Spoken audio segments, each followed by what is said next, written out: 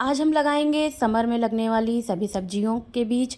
तो उसके लिए जो सॉइल मिक्सचर चाहिए, किस तरीके के हमें पॉट चाहिए, किस में हमें बीज लगाने हैं, बीज हम किस तरीके के लगाएंगे, कौन कौन से बीज लगाएंगे, बीज लगाने का सही तरीका क्या होता है, वो सब हम इस वीडियो में आपको बताएंगे। सीड लगाने के बाद जो सीडलिंग्स हमारी तैयार होंगी उनको हमें कैसे टेक केयर देना है, कैसे हमें उन्हें बड़ा करना है, और उसको हम जब फील्ड में लगाएंगे और तो कैसे लगाएंगे, इन सब का डिटेल वीडियो आज इस वीडियो में मेरे साथ है, बने रहिएगा। तो चलिए स्टार्ट करते हैं।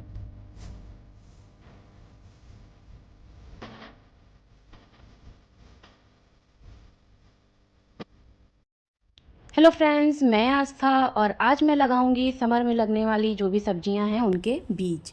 ज़्यादातर सब्जियां तो देखिए होती हैं क्रीपर्स, तो मैं ज़्यादातर क्रीपर्स ही लगाऊंगी।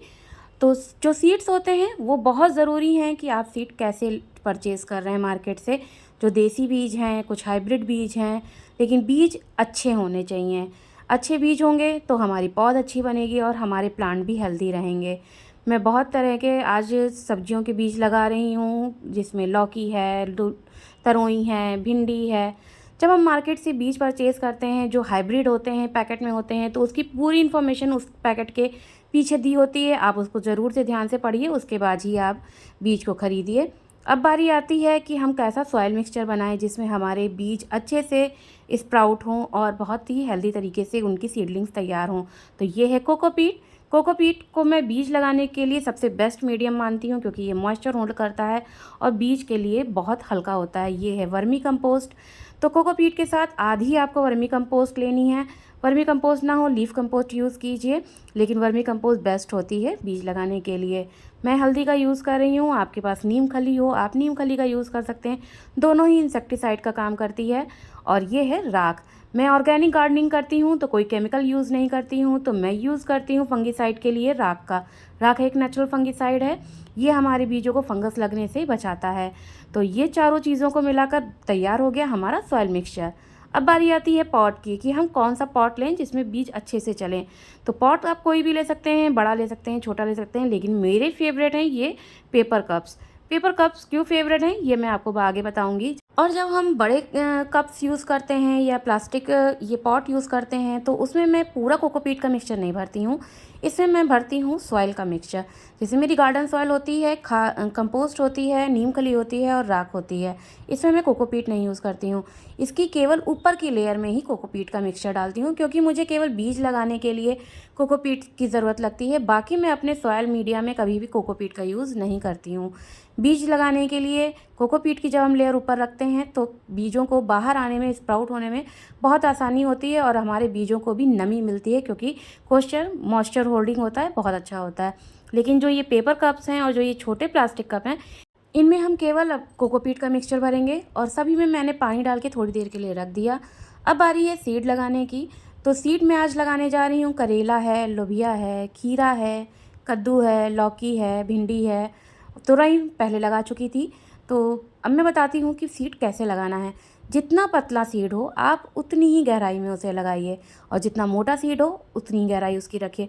क्योंकि जब हम सीड पतला होता है उसको ज़्यादा गहरे में अंदर डाल देते हैं तो सीड को बाहर आने में दिक्कत होती है, वो जल्दी सही से स्प्राउट नहीं हो पाता है। बट सीड जो अगर पतला है तो उसको ऊपर रखिए और बहुत थिन लेयर आप उसकी लगा दीजिए कोकोपीट की दूसरी। ये जैसे बहुत छोटा बीज है, भिंडी का है, तो मैंने इसको पेपर कप में लगाया है और कोकोपीट के मिक्सचर में लगाया है। तो मुझे इसकी सीडलिंग जब तैयार होंगी तो अलग करने में दिक्कत नहीं होगी, इसलिए मैंने एक साथ 3-3 बीज डाल दिए हैं। और एक बात, अपने बीज लगाने के बाद आप उसको मेंशन करना कभी मत भूलिए, अपना नाम, उस सब्जी का नाम आप उस पर ज़रूर मेंशन कर दीजिए, जिससे कि आपको याद रहे कि मैंने किस पॉट में कौन सा बीज लगाया है। तो ये है लोबिया, ये है टिंडा, और खीरे के बीज मैंने बड़े पॉट में लगाए थे तो एक साथ कई सारे लगा दिए हैं। और इन सब के ऊपर एक पतली लेयर में डाल दूँगी कोकोपीट की फिर से। अब इसके बाद आप इसमें हल्का सा पानी देकर रख देंगे छाया में, जब तक कि हमारे बीज थोड़ा सा स्प्राउट नहीं होने लगते हैं। जब स्प्राउटिंग स्टार्ट हो जाएगी तभी हम उन बीज को धूप में रखेंगे। ये सीडलिंग ट्रे है, इसमें भी मैंने भिंडी के बीज लगाए थे और एक सीडलिंग बाउल में 2-2 3-3 बीज मैंने इसमें भी डाल दिए थे, क्योंकि सीड इतना हल्का मीडियम होता है कि सीडलिंग्स अलग करने में कोई दिक्कत नहीं होती है। 3 दिन बाद ही स्प्राउटिंग स्टार्ट हो गई थी। फिर मैंने सभी बीज की ट्रे को मैंने धूप में रख दिया था और ये बहुत ही जल्दी ग्रो होने लगे। जब बीज अच्छे होते हैं तो देखिए बहुत ही अच्छे से जर्मिनेशन होता है, कोई दिक्कत नहीं होती है। अब सीडलिंग्स को धूप में रखना ज़रूरी है, जिससे कि हमारी जो सीडलिंग्स हैं वो मुड़े नहीं, झुके नहीं। तो इसलिए सीडलिंग्स को आप हल्का सा धूप भी दीजिए और हल्का हल्का मॉइस्चर बना कर रखिए। ये लुबिया का है। ये देखिए मेरे सभी लगभग सभी सीड्स जर्मिनेट हो गए हैं, और जो नहीं भी हुए हैं उनके लिए हमें वेट करना चाहिए, क्योंकि सीड कोई होता है कि जल्दी जर्मिनेट हो जाता है, कोई थोड़ा लेट जर्मिनेट होता है। तो इसीलिए 10 से 15 दिन का समय हमें सीड लगाने के बाद देना चाहिए। गार्डनिंग एक पेशेंस रखने का काम है। पेशेंस रखेंगे तो आपका सभी काम अच्छे से होगा। अब इसके बाद मेरे जो सीड जर्मिनेट हो गए हैं उनको तो जो बड़े होते जा रहे हैं वो मैं ट्रांसफ़र करूँगी अपने फार्म पर, और जो नहीं हो रहे हैं उनको मैं अभी ऐसे ही धूप में इन्हीं कप्स में रखूँगी, जिससे कि जब वो बड़े होंगे तब मैं उनको ट्रांसफ़र करूँगी।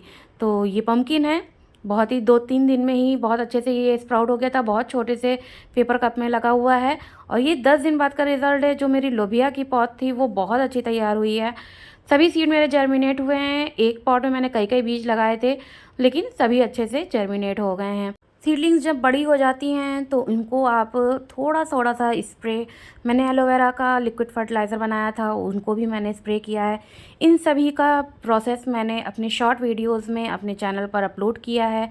आप वहाँ पे भी उसको देख सकते हैं कि मैंने इसको अलग अलग प्रोसेस में मैंने शॉर्ट वीडियो बनाई है, तो वो आप देखिएगा।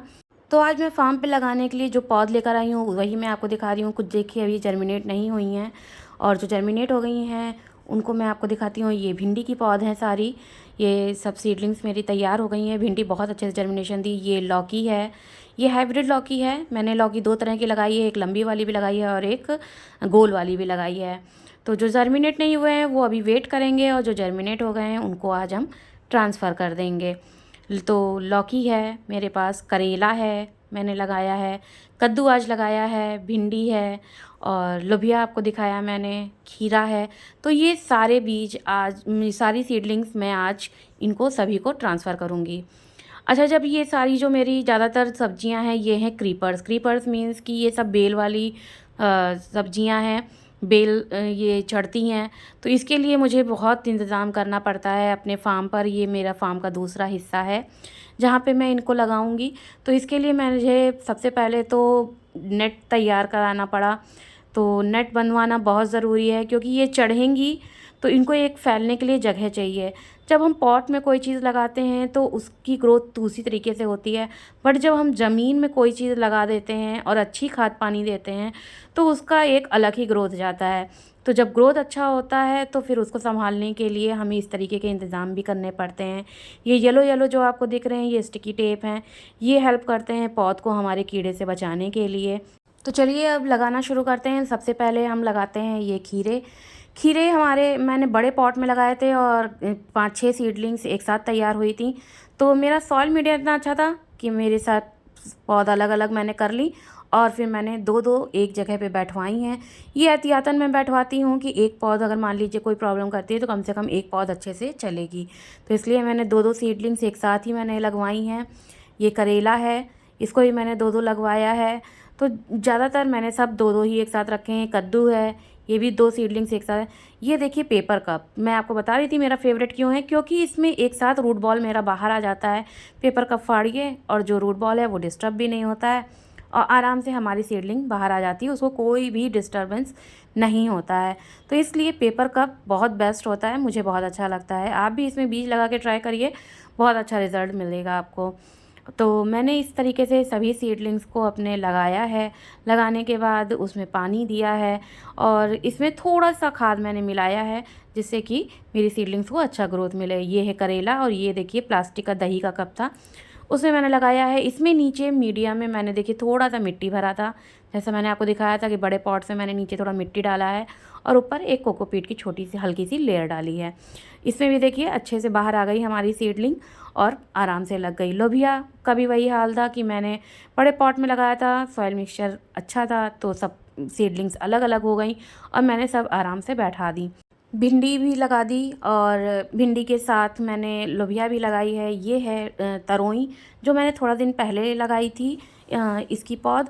तो अब देखिए ये बढ़ने लगी है और बहुत ही जल्दी इसने ग्रोथ पकड़ ली, क्योंकि मिट्टी में न्यूट्रिशन अच्छा मिलता है तो हमारी पौध बहुत जल्दी आगे बढ़ती है। और कुछ ही दिनों में देखिए 6 दिन बाद का रिज़ल्ट है कि ये तरोई तो मेरी बड़ी हो गई है, बढ़ने लगी है।